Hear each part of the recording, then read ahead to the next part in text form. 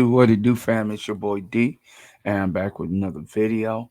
And those who are joining me, returning viewers, thank you for hanging in with your boy.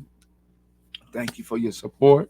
For those who's new, don't forget to like, comment, and subscribe, and press that post bell notification button when to get more of my content. And today I'm going to be talking about this incident that happened in this elementary school. I'm not for sure exactly where it happened, but like I said, I'm going to play this video and I'm going to let you see it for yourself. It was where this paraprofessional had, or teacher, whoever, it was a staff member, paraprofessional, dragging a special need child down the hallway. I mean, 10 feet. I mean, this is ridiculous. I mean, my thing is if you're working in the school system, and me as an educator, um, I don't care how the kids get on your nerves. You don't do this. This is unacceptable. Watch this, and I'm gonna let you see for yourself.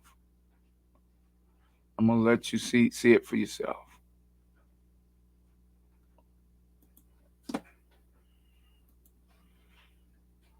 Hey, we want you to look at your screen right now. At this video, only on two, what you're seeing here is a 5-year-old boy literally being dragged down a hallway inside Cy-Fair ISD's Tips Elementary School.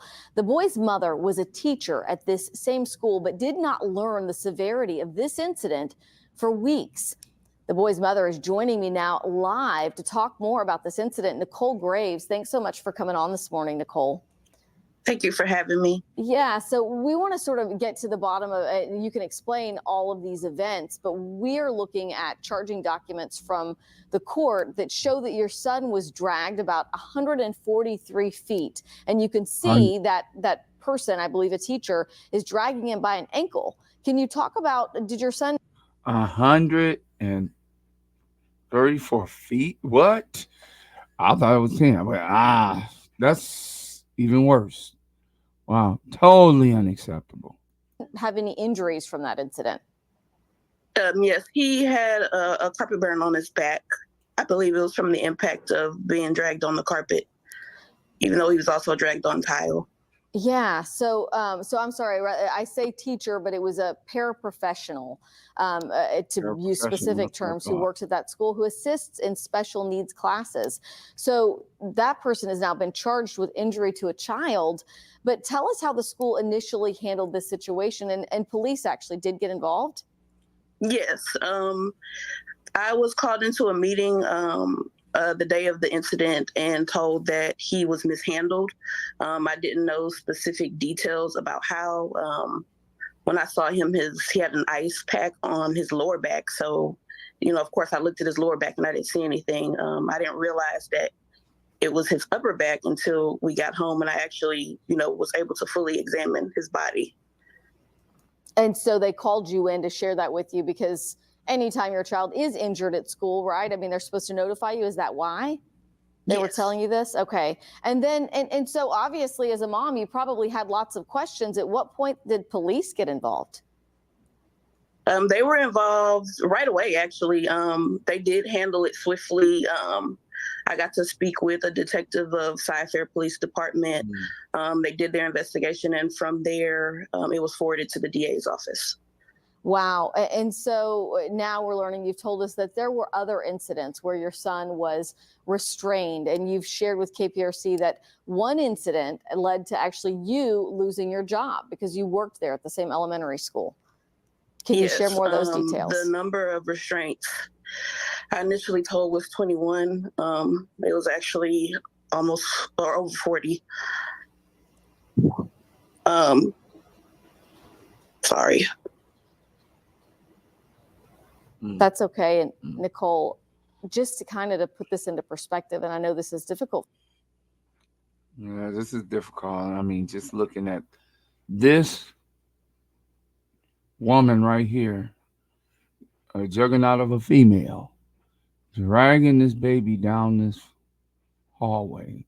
and this heartbroken mother right here. I mean, that's got to be hard for her to watch. For you, It's a for shame. families who may not have children working with paraprofessionals in public schools or in any setting where you're not always there to know what's going on. Talking about those restraints, I mean, that's something that is not supposed to happen at all. No, it's not a part of his behavior plan, and in my opinion, excessive. So when this May 12th incident that you're referring to took place, I was trying to avoid another restraint because she had called for more help. And, I'm right there, like my classroom was 20 feet away. So I was trying to avoid him getting restrained again and just de-escalate so I could send him back to class. And as you can see from the video, she was blocking my contact with him. That is what we're seeing in that video. We do see you come into the view. I mean, and Nicole, you worked there and taught there. And like you said, you were 20 feet away and didn't know. You said about all of the incidents of restraint. I can't even imagine what it must be like for families who may hear this, who have no idea what's happening when their child is at school. The police got involved. Where does this case stand?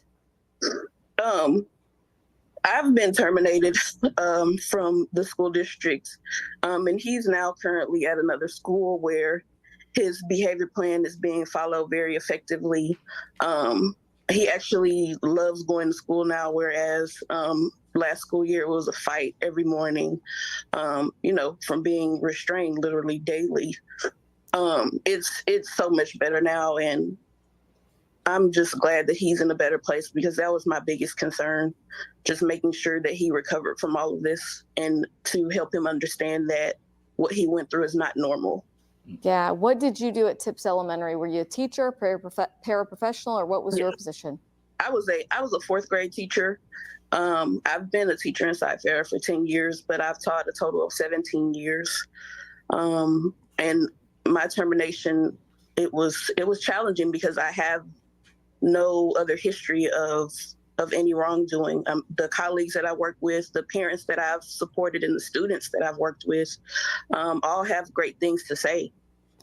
And what did Cy-Fair ISD say about your termination? I believe we did have a statement from Cy-Fair that, just telling our producers, it looks like it is not in the script right now, but I do remember reading that before we came out. What did they tell you about your termination, why you were terminated? Because of my constant not following of directives involving my son. Got it. And also, there were times that, I would be late to school, but I'd be late because I was dealing with my son, having to encourage him to be at school and know that it's a happy place and help him understand that what he was going through is not actually how it is, even though it's what he went through sometimes multiple times a day. Yeah, well, Nicole, I am glad that your son is now in a different place, hopefully where he enjoys going to school every day. I appreciate you sharing your story with us, and want to make sure that at some point in this show we'll give you that statement from Cy-Fair ISD and what they say. We know a lot of these cases, they say there's so much they can't say because of privacy laws and rules. But thank you so much for coming on and sharing your story. Just thank you all for having me. And for parents that may be in a similar situation, please don't be afraid to speak up and be an advocate for your children. Unfortunately, there are things like this that happen in schools that districts try and hide from the media. But if your child is telling you that something is happening to them at school, believe them, even no matter how bizarre it sounds. Just know that they're telling the truth and support and speak until somebody listens. Absolutely. Absolutely. Great advice. Thank you so much, Nicole Graves. Thank you all for having me. Have a great day. Now, there you have it. There you have it. Unfortunate incident. You know what? And the Bible tells us, you do unto others as you shall have them to do unto you. That teacher, that paraprofessional, definitely, I hope they've terminated her, or, and I pray that, she doesn't do anyone else is like that, but no one deserves that treatment at all. Not a child. I mean, especially a special needs child that you know needs special help. 160 something feet. That's little uncalled for. That is uncalled for. Totally unacceptable. And as an educator, that is upsetting to watch. And then as a parent, even more upsetting to watch because this is a baby. I mean, I look at this and seeing that woman drag her, and then it breaks my heart to see this mother right here have to go through some things, and they shouldn't have terminated her. I know, understand. She was dealing with her son in the morning, and and he's special need, and she's trying to give him a pep talk every morning, which made her late and everything, and certain things, and it was part of cause of this mother being terminated from her job, but you know they should really reconsider giving her job back. I mean, that's my opinion. That's what I would say. um, I'm glad her son is in a different school. I'm glad that he's loving it. I'm glad he's feeling better, and I pray that nobody else has to go through anything like this. I just pray that that you know that this other that paraprofessional is gone. I mean, she don't need to be in there. She don't need to be working with kids at all, because that's totally unacceptable. Like I go back to say, do unto others as you shall have them do unto you. If you want somebody to respect you and respect your child or whatever, treat your child with love and kindness, then you treat their children with love and kindness. People, this is a heartless world. It's sad that these things happen, but it does. And I'm glad they got it on camera. And I'm glad that they, like I said, they talked to this mother, and I just pray the best for her. I pray the best for her son, and that all is. I know all is well. She said he likes the school. I'm just so grateful that she did take him out. But somebody need to check that school, you know, and hopefully they check that employee, whatever. I don't know, but they never said anything, about the employee, or anything, if she's still working there or not. If she is, shame on that school because it's right there on video. Yep, but that's what I'm gonna leave you with today. Just pray for this young lady.